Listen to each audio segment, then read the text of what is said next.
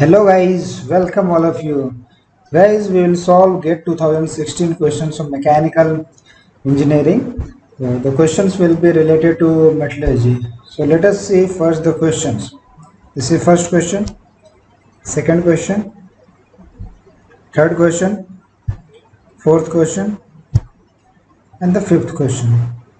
So we have selected 5 questions from there because these were directly related to the metallurgy. So that's why I have taken this up. The first question, it says the state of stress at a point on an element is shown in the figure A. The same state of stress is shown in another coordinate system, that is figure B.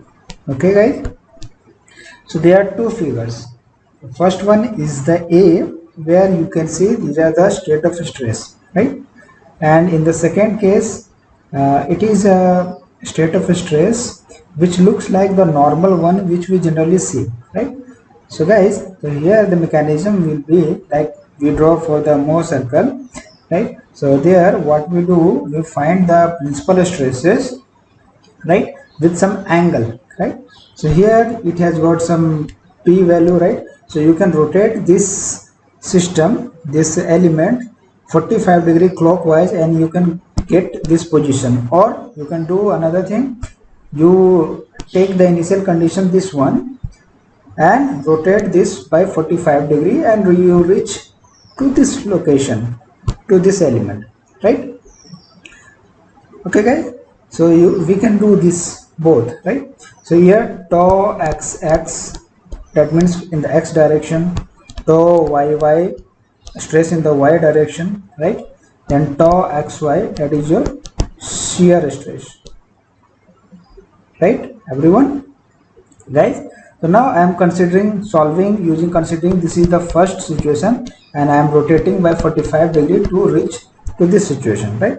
So according to that, we know that sigma x dash is equal to your sigma x plus sigma y by 2 plus sigma x minus sigma y by 2, that is cos 2 theta plus tau xy sin 2 theta, right?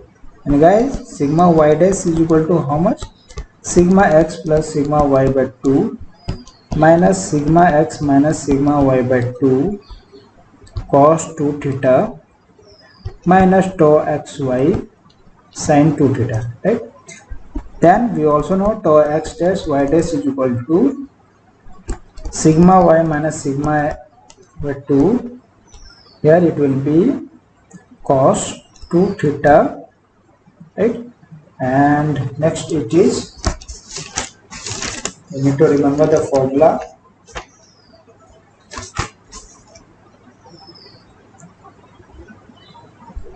plus tau xy sin 2 theta. Okay guys, so this sigma x will be equal to your tau xx, sigma y is equal to your tau yy, right? And tau xy, it is same, right?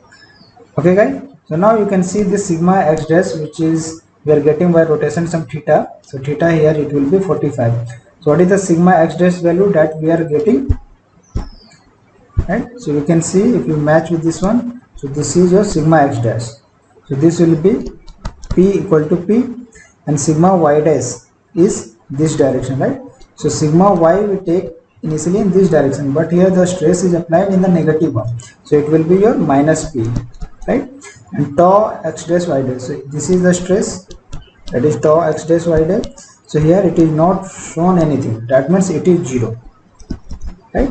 So these are the three equations we have, and three variables we have, sigma x, sigma y, and tau xy. So we can find this one, right? So now let us try this one from this equation 1 and 2. Now let us add this first and second, and this is your third equation. So first plus second, then it will be 0 is equal to, we can write sigma x plus sigma y, right? Clear from first one? Now if you subtract both, so what can we write? 2p is equal to sigma x minus sigma y by 2 Okay, it will be cos 2 theta, then 2 into 45, that means cos 90, right? Then plus 2 times tau xy sin 90, right? 2 theta means 2 into 45. Okay? So this will be your 0. Okay? So from here sin 90 is equal to 1. So this we can write P is equal to tau xy. Right? So tau xy we have known it is equal to P. Right? Now guys, let us come to equation 3. So in equation 3 we have 0 is equal to sigma y minus sigma x by 2, that is cos, here 90 will be there, plus tau xy sin 90 will be there.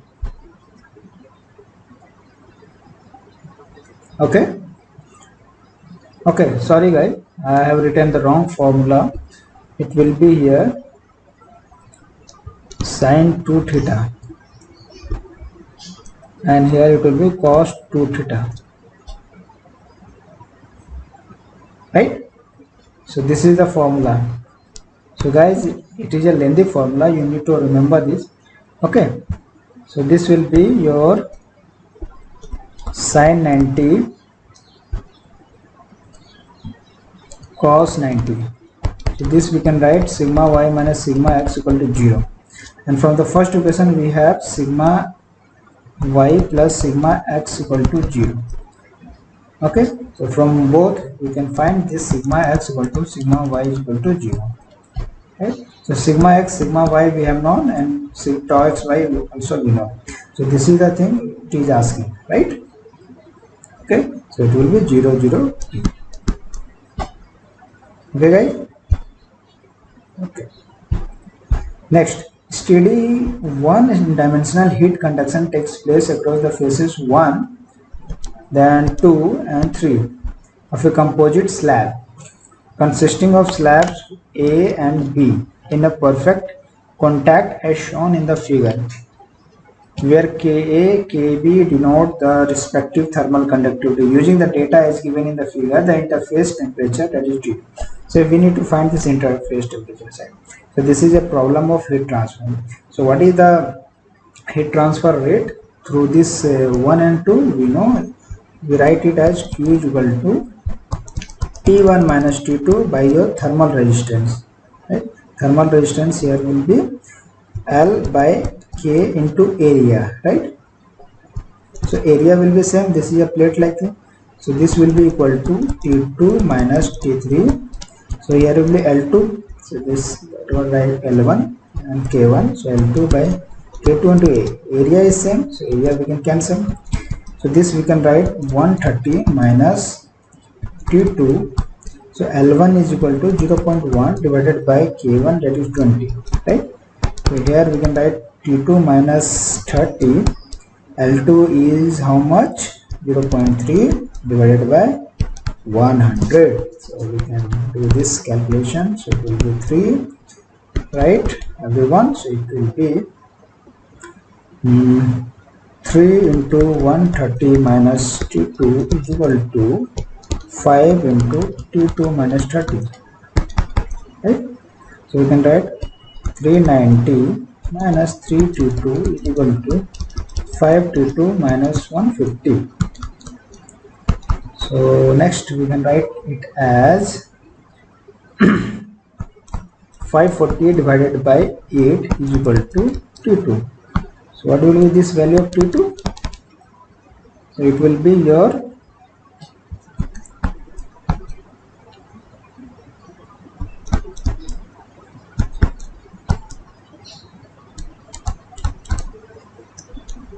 it will be 67.5 degree centigrade, because it is in degree centigrade.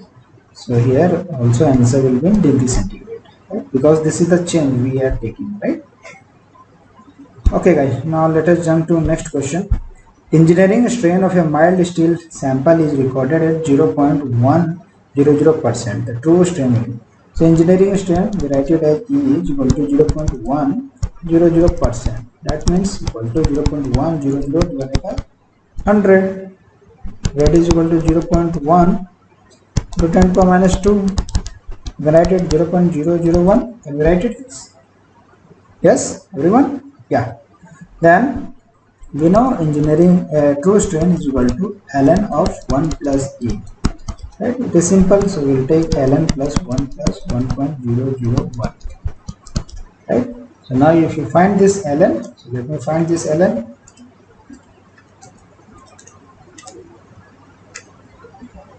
So it is your 9.99 into 10 power minus 4. Okay. So this is vessel strain. Now we have to find in strain percent because answer is given in percent, right? So what will we do? So this we can write it as 9.99 into 10 power minus 2%, right? Because percentage we divide by 2, so from percentage to unit, normal unit we convert, so we divide, so here we will multiply by 100, right? So we can now in the next term it will write 0.0999%. Okay guys, this will be your answer. Okay, so now from here you can see the engineering strain value, it is 0.001001 in 3 units, but if we find the true strain value, so it is more, right? So generally the engineering strain value is lesser than your true strain, right? So that's why we see that when we draw this diagram, right? So what happens, this true stress strain curve is always lie above of this. Okay.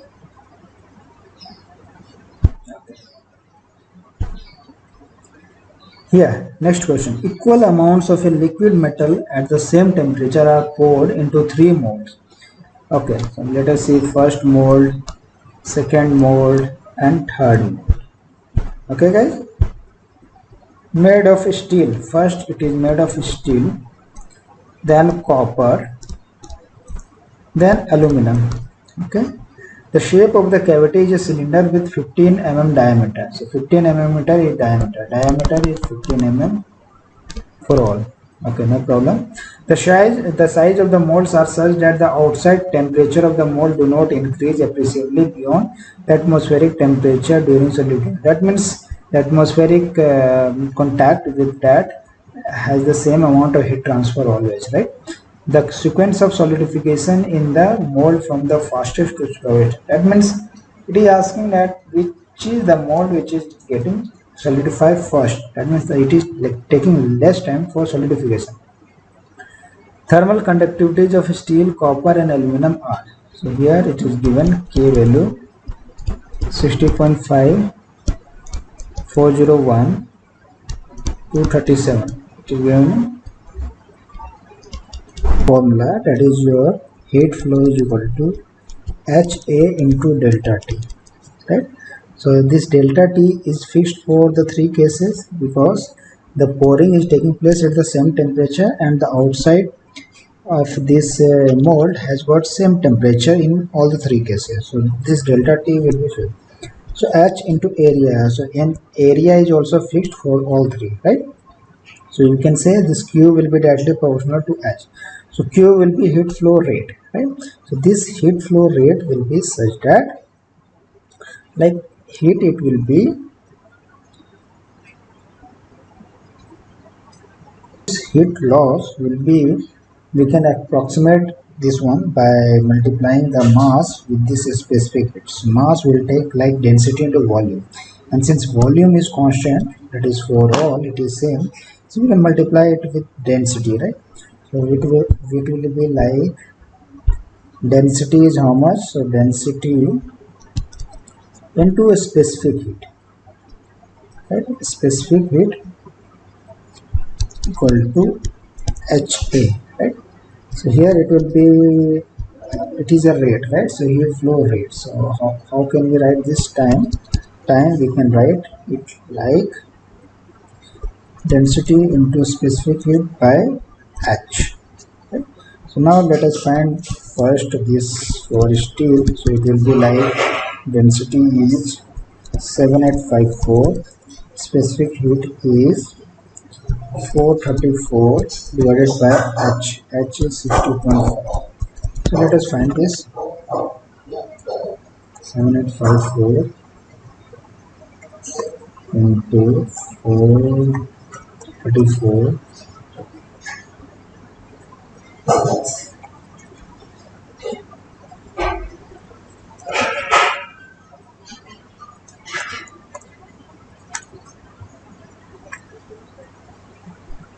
So this is 56341. Okay.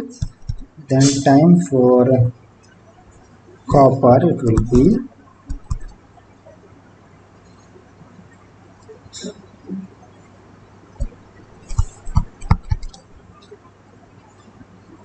what is the specific heat? 385, then it is 40. So 8933 into 385 divided by 401. 8576. Right. Now let me write for this time for aluminum. So it will be 2700 into specific heat. What is the specific heat? 903, then divided by conductive 237. 2700 into 903, 237. So it is 1010287. Right. Okay. So what is the least time it is taking for the case of copper? So it will be first, then aluminum, so second, then steel, right? Third. So copper, aluminum, and steel, right? So we can do this calculation right like this. Okay. Next, spot welding of two steel sheets each 2 mm thick is carried out successfully by passing 4 kA of current for 0.2 seconds through the electrode. The resulting weld nugget formed between the sheets is 5 mm in diameter, assuming cylindrical shape of the nugget. For the thickness of the nugget, that is latent heat of fusion for steel, effective resistance of the weld joint, density of steel, it is here, right? So guys, now these are the two sheets which are to be welded, right? So each has got 2 mm thickness. Okay guys, now in between there is a nugget formation, right?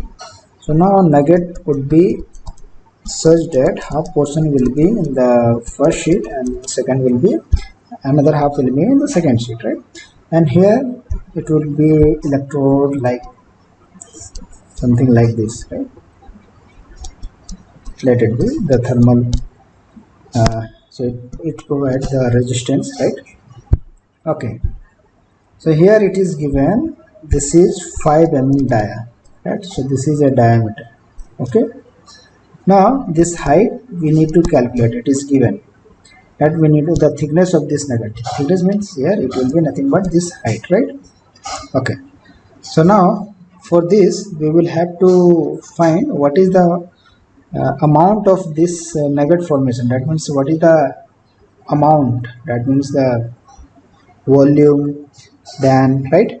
So what is that amount? So that amount will be decided based on the heat transfers, means what is the amount of heat we are actually giving to this system.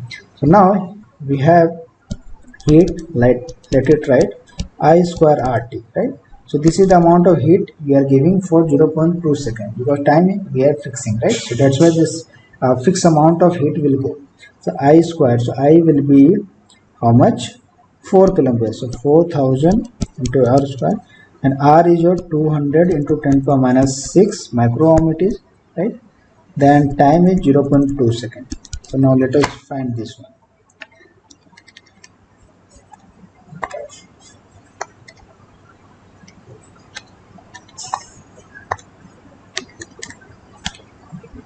So it will be 640 joules, right?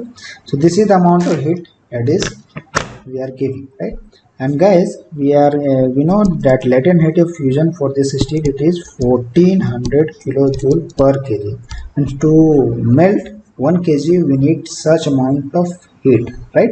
But what is the amount of heat we are putting? It is only 640 here. So that means there will be fraction of some amount that will be only solidified, right? So what is the amount of that? So that we can calculate divided by H by L, right? So it will be 640 divided by 1400. It will give you the amount of kg, right? Yes, it will give you. So it will give you 640 by 4. So you can write 640 divided by 1400. So it is in kilojoules. So we will have to multiply.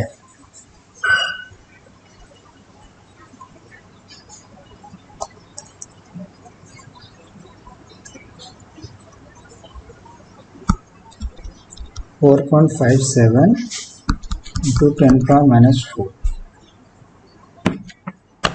Okay guys, now this is the amount of material that is forming the nugget, right? That is undergoing this melting. So this, after this melting, right, so we are forming this nugget. So what is the mass of this nugget? We can write in terms of density and volume, right? So density, it is given, and volume, we know, we can write it as pi d square h by 4, right? And if you multiply with density, that will give you the amount. So this should be equal to 4.57 into 10 power minus 4 kg. The density, it is given in standard unit 3.14. D is how much? 5 mm, right? So 5 square by 4 into, so it is in mm, so we will convert this. It will be 10 power minus 3 meter. So now it is square, so 10 power 6 into h is equal to 4.57 into 10 power minus 4. Okay? So guys, if you find this h value, then it will come around 2.91 into 10 power minus 3 meter. Okay? So what we can write, 2.91 mm. Okay? So this height, it is got 2.91 mm. Okay? So this is the way to solve this question, and this is a very beautiful question. Okay? Okay guys, so thank you. Hope this will help you for your gate.